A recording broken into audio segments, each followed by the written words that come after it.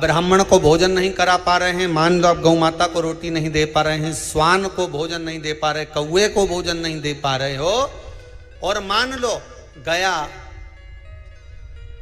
ब्रह्म कपाली या कहीं पिंडदान नहीं कर पा रहे हो, तिलांजलि तर्पण नहीं कर पा रहे हो, तो एक काम जरूर करना, जल के पात्र में 2 बूंद गंगा जल डालना और वो गंगा जल शंकर को रोज 16 दिन तक चढ़ाइए, पितृदोष समाप्त हो जाए। जब ज्यादा घर में पितृदोष हो ना, ऐसा लगे कि पितृदोष बहुत ज्यादा है, 1 रुपए कमा रहे हैं, 1.25 रुपए खर्च हो रहा है, हाथ में पैसा नहीं टिक रहा, दुकान 4 दिन अच्छी चल रही है, फिर व्यापार डाउन हो जाता है, कोई पैसा लेकर भग गया नहीं दे रहा, कहीं कर्जा मात्रा बढ़ गई है, ये पितृदोष के लक्षण है कुछ।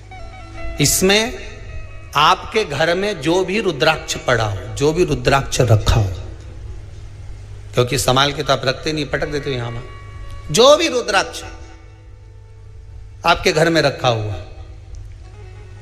एक पानी के पात्र में उस रुद्राक्ष को डाल दीजिए, उसमें 1 चावल का दाना डाल दीजिए।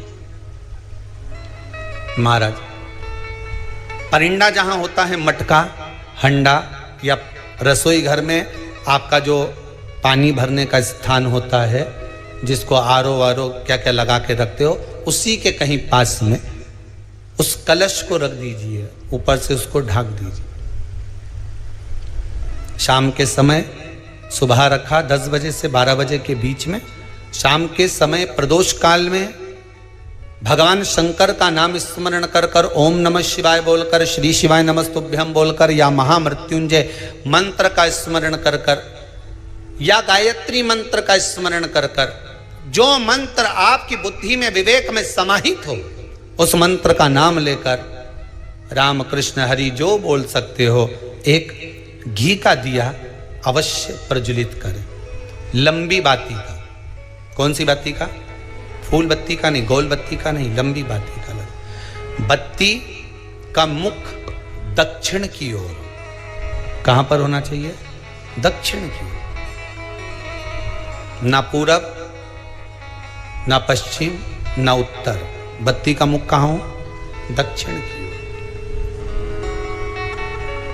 जैसे श्राद्ध पक्ष में ब्राह्मण को जब भोजन कराते हैं तो ब्राह्मण का मुख श्राद्ध पक्ष के भोजन कराते समय अगर पूरब, पश्चिम और उत्तर का होता है तो श्राद्ध के भोजन का फल नहीं मिलता। उसका मुख दक्षिण का होता है तो हमारे घर के जितने भी पितर उस तिथि में गए होते हैं सबको उसका भाग मिल जाता है और पितृदोष समाप्त हो जाता है। इसलिए ब्राह्मण का मुख श्राद्ध पक्ष में भोजन कराते समय दक्षिण का होना चाहिए।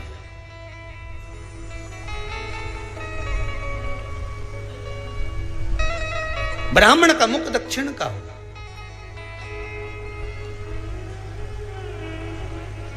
यहां तक शास्त्र कहता है महाराज, अगर गौ माता को श्राद्ध पक्ष में अगर भोजन दे रहे हो तो गाय का मुख अगर दक्षिण का है, गाय का, आपका मुख भले उत्तर का हो, गाय का मुख दक्षिण का हो, आपका मुख भले पूरा पश्चिम नहीं का, गाय का मुख अगर दक्षिण में है, अगर आपने दक्षिण में गाय को खड़ी कर रखा है और दक्षिण में उसका मुख और आप भोजन दे रहे हो तो शास्त्र कहता है कि किसी पिंड की जरूरत नहीं पड़ती, गाय स्वतः कल्याण कर देती है, गौ माता स्वतः कल्याण कर, दक्षिण मुखी हो। तो दिए की जो बाती का मुख कहां होना चाहिए? दक्षिण का। और दक्षिण का मुख हमारा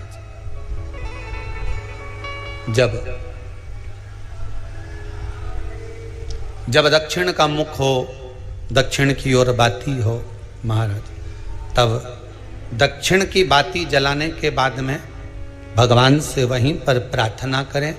जो कलश रखा है उसके ऊपर जो प्लेट रखी है, ढाका गया है, वहां अपना सीधा हाथ रखें और अपने पूर्वजों का, अपने पितरों का स्मरण करें कि मेरे धन को लेकर कोई चले गया, मेरा व्यापार ऐसा चल रहा है, मेरा घर में बच्चों का विवाह नहीं हो रहा, या घर में इतनी अशांति है, या तकलीफ है या कष्ट है, ये सब का स्मरण कर कर उस कलश को रात्रि भर रखे रहने दें। सुबह स्नान आदि करने के बाद फिर एक घी का दिया दक्षिण की ओर लगाकर सुबह 10 बजे से 12 बजे के बीच में उस जल को शिव जी को समर्पित कर कर आ जाएं और वो रुद्राक्ष लेकर वापिस सजाएं। महाराज वापिस सजाइए, उस रुद्राक्ष को अपने घर में रख दीजिए। वर्ष भर वो रुद्राक्ष आपको कभी बीमारी से नहीं घिरने देगा, कभी किसी जगह खड्डे में नहीं जाने देगा, वो उन्नति की ओर ही बढ़ाएगा। भले कोई भी रुद्राक्ष हो, 1 मुखी से लेकर 14 मुखी, 20 मुखी, 18 मुखी, जो रुद्राक्ष आपके पास में, आप तो उसका स्मरण करिए। आप उसका स्मरण करें। आपको लगता है कहीं कहीं कि मेरे पितर मुझ पर क्रोध कर रहे हैं, आपको कभी कभी लगे कि मेरे ऊपर पितृ दोष लगा हुआ है या पितरों का श्राप लगा हुआ है, या हमारे यहाँ पर लोग अधोगति में ज़्यादा मर जाते हैं, हमारे यहाँ ये काम ज़्यादा हो जाता है, तो निवेदन है, श्राद्ध पक्ष चल रहा है, प्रयास करिएगा। एक चावल की कटोरी में, कटोरी के अंदर थोड़ा सा चावल रख लीजिए कच्चा, उस चावल की कटोरी में एक बेलपत्र, थोड़ी सी दुर्वा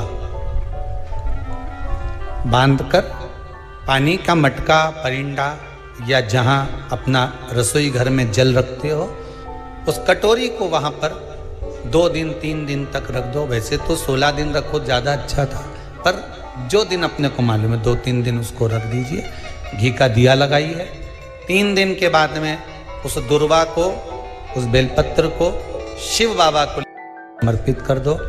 चावल पूरे घर में घुमाने के बाद चिड़िया को या नदी में या किसी जीव को प्रदान कर दीजिए। महाराज, पितृदोष के निवारण का सुंदर तरीका।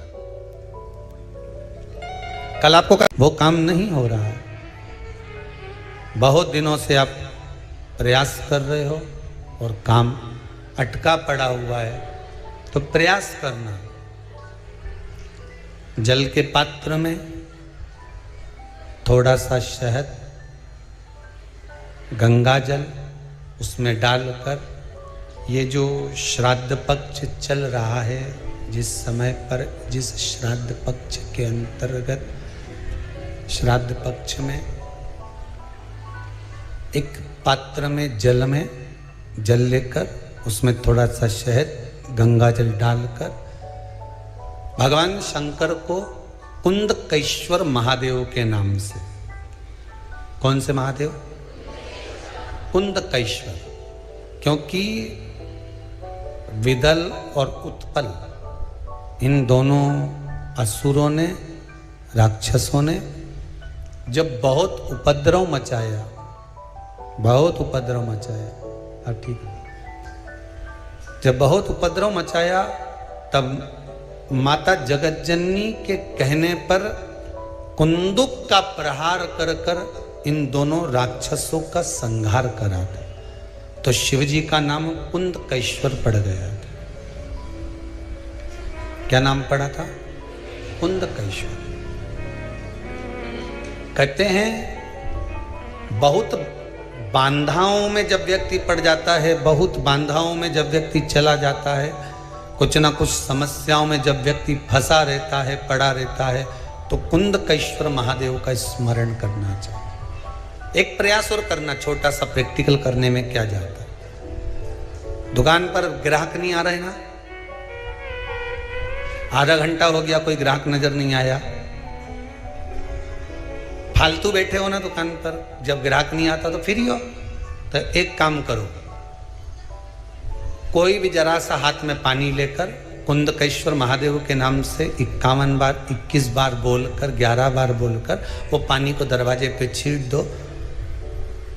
आधा घंटा, ज़्यादा से ज़्यादा 20 मिनट, आधा घंटा 30 मिनट नहीं लगेंगे और ग्राहक प्रवेश करना प्रारंभ करें। प्रैक्टिकल करने में क्या जाए। अब ई में कहीं घटा तुम्हारा? कि पानी घट गया, कि बोलने से कुंदकेश्वर महादेव का नाम लेने से जीवान घट गई, कुछ घटा? फायदा तो तुम्हारा ही हुआ। कुंदकेश्वर का नाम,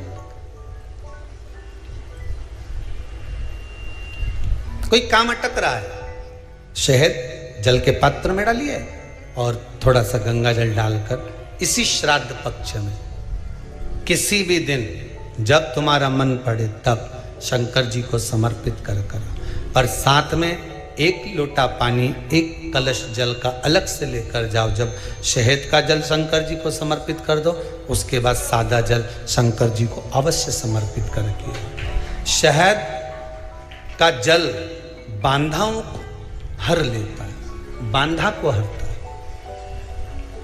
हम तो कई बार बच्चों से कहते हैं, अगर कोई बच्चा कंपटीशन एग्जाम में बैठ रहा है, इंटरव्यू दे रहा है, या कोई एग्जाम में नहीं निकल रहा है, तो प्रयास करना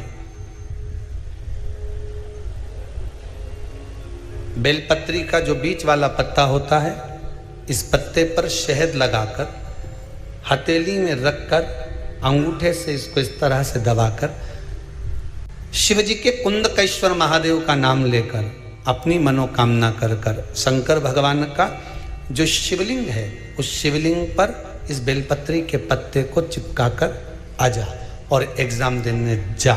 बाबा निपटे का सब काम कर। जिस बालक बालिका का जॉब नहीं लग रहा हो, सर्विस नहीं लग रही हो, नौकरी नहीं लग रही हो, जगह जगह पहले करते थे जॉब, अब छूट गई, 2 साल हो गए, 3 साल हो गए, सर्विस नहीं लग रही हो, बहुत प्रयास कर लिया हो, बहुत प्रयास, तो महाराज काली तिल्ली को पीस कर उसको जल के पात्र में डालकर अपने घर के मटका परिंडा, पितरों का जो स्थान होता है, जलाशय होता है, उसके पास में एक पात्र में रख दीजिए। बेलपत्री या बट का पेड़ या पीपल का पेड़, इस वृक्ष के नीचे एक रात्रि तक रखे रहने के बाद में दूसरे दिन अपनी कामना कर, जिनका जॉब नहीं लग रहा, सर्विस नहीं लग रही, नौकरी नहीं लग रही, या कहीं उलझने उत्पन्न हो रही है, उस व्यक्ति को हाथ में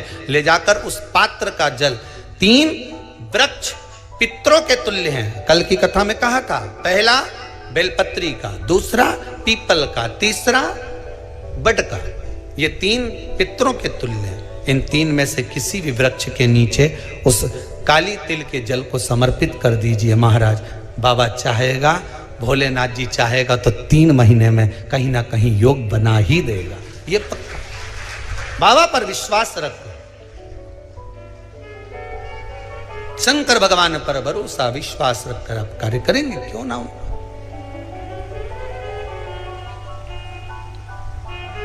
श्राद्ध पक्ष में महाराज पीपल के पेड़ के नीचे मात्र काली तिल्ली का पानी ही डाल देने से पितृदोष का निवारण हो जाता है।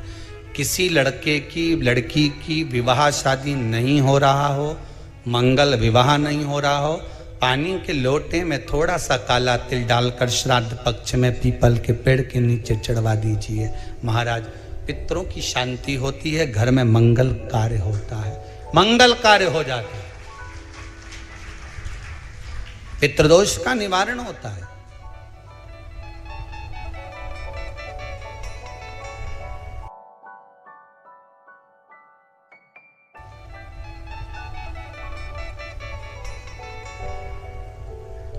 बहुत रोग घिर गया, ऐसा लग रहा है कि बहुत बड़ी बीमारी शरीर में आ गई है, वो मिट नहीं रही, बीमारी बहुत बड़ी है, नहीं जा रही।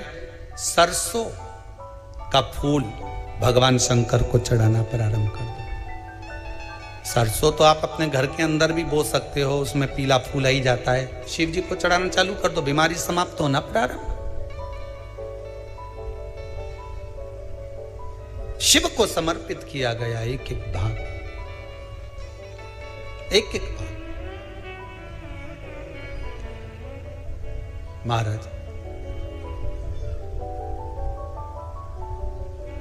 लगे ऐसा कि घर में शांति नहीं है, सुख लक्ष्मी तो है परिवार भी छोटा है पर शांति नहीं, जब देखो जब किसी ना किसी का मुंह चलता रहे, क्रोध में बोलते रहें, शब्दों के तीर चलते रहें, शांति नहीं है। प्रयास करिए। श्राद्ध पक्ष में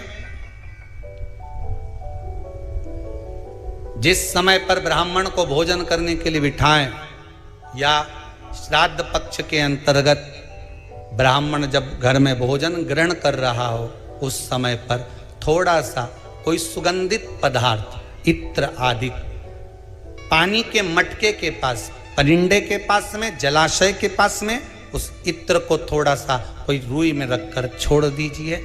घर में कभी क्लेश नहीं हो सकता, शांत का माहौल हो जाए। पितृपक्ष में किया जाए, पितृपक्ष। और एक बात और अच्छे से ध्यान रखिएगा, आप ब्राह्मण को भोजन कराएं ना कराएं, आपने धूप छोड़ी ना छोड़ी वो पता नहीं, गाय को रोटी दी ना दी, स्वान को भोजन दिया ना दिया, कौवे को भोजन दिया ना दिया, चलेगा। पर जिस दिन अमावस्या के दिन पितृपक्ष समाप्त हो, उस दिन प्रदोष काल में, प्रदोष के समय पर, प्रदोष काल में शाम के समय पर जाकर किसी भी नदी, तालाब, बावड़ी, कुआं, कहीं ना कहीं जो आपके पास में हो, वहां पर एक घी का दिया, बत्ती का मुंह दक्षिण की ओर कर कर अवश्य जला कर जाना। सारे पितृदोष समाप्त हो जाएगा, सारा पितृदोष समाप्त। अमावस्या के दिन किसी भी जलाशय के पास में, नदी, तालाब, बावड़ी, कुआं, जो आपके शहर में, आपके गांव में, आपके नगर में हो, वहां जाकर लगा दे। अगर नदी, तालाब, बावड़ी, कुआं नहीं है तो पीपल का वृक्ष हो या बेलपत्री का वृक्ष हो या बट का वृक्ष हो, उसके नीचे लगा दो प्रदोष काल में। पर अमावस्या के दिन लगाएं जरूर। क्यों? क्योंकि अमावस्या 16 दिन तक पितृ मृत्यु लोक में आने के बाद में भोजन ग्रहण करते हैं। अमावस्या के दिन पितृ शाम के समय प्रदोष काल में शंकर भगवान का नाम जाप कर कर नदी, तालाब, बावड़ी पर पानी पीने जाते हैं। वहां से जल का आचमन कर कर पितृ अपने लोक को चले जाते हैं प्रदोष काल के समय पर। इसलिए प्रदोष काल में जलाशय के पास में, बावड़ी, कुआं, नदी, तालाब के किनारे पर दिया लगाया जाता है दक्षिण की ओर मुख कर कर बत्ती का। तो पितृ आशीर्वाद देते हुए जाते हैं कि फलो फूलो, आगे बढ़ो, उन्नति करो, तरक्की करो। ये पितरों का आशीर्वाद रहता है, पितरों का वर रहता है। आप देंगे उसको मिलेगा, कुछ करा ना करा। फिर अमावस्या के दिन, जिस दिन पितृपक्ष समाप्त हो, उस दिन दिया दक्षिण की ओर बाती का मुख कर कर लगा। महाराज एक बात बहुत अच्छे से समझ लीजिए, जिसके घर में क्लेश होता हो, अशांति रहती हो, क्लेश रहता हो, या छोटी छोटी बात पर विवाद चालू हो जाता हो, या पति पत्नी में, परिवार में, सास बहू आदि कादिक में कहीं ना कहीं कुछ अगर विवाद रहता हो, तो शास्त्र कहता है ऐसा बेलपत्री की डंडी रहती है ना, बहुत ध्यान दीजिएगा महाराज। श्राद्ध पक्ष की कथा चल रही है, शिव महापुराण आज विराम की ओर है, ध्यान दीजिएगा। जैसे ये बेलपत्री की जो डंडी होती है, डंडी का जो भाग होता है बेलपत्री की, ऐसा बेलपत्री की 7 भाग ले लो, मतलब बेलपत्री 7 ले लीजिए। 7 बेलपत्र लेकर कच्चा जो सूत होता है ना, कच्चा सूत जो जानते हो पेड़ पौधे में माताएं लपेटती हैं, धागा जो होता है ना सफ़ेद कलर का कच्चा धागा, जो बड़ में, पीपल में और आंवला आदि में लपेटा जाता है, कच्चा सूत, उसको शंकर भगवान और माता पार्वती का स्मरण कर कर नंदी के, जो नंदी होता है, नंदी के राइट भाग में, नंदी का एक पांव ऊंचा होता है, आपने देखा होगा आगे का पांव ऊंचा होता है, बैठते समय नंदी का एक पांव ऊंचा है, एक पांव नीचे की ओर जाता है। तो नंदी का जहां पांव ऊंचा है, उस ऊंचे पांव के पास में बैठना है। कच्चे सूत पर उस बेलपत्री के जो 7 गुच्छ हैं, 7 जो बेलपत्री के भाग हैं, 7 बेलपत्री हैं, उसको अपना नाम गोत्र स्मरण कर कर उस कच्चे सूत को लपेटना है। महाराज लाल कलर का चंदन उस बेलपत्री के पत्ते में जो अग्रभाग होता है, सबसे आगे का भाग, सातों में लाल चंदन लगाना है। महाराज उस चंदन को लगाकर आप प्रदोष के दिन, प्रदोष काल में शंकर भगवान को समर्पित अगर करते हैं तो जिस घर का गोत्र बोला है उस घर में कभी क्लेश नहीं हो सकता, वो शांति का अनुभव है, उसमें क्लेश नहीं हो सकता।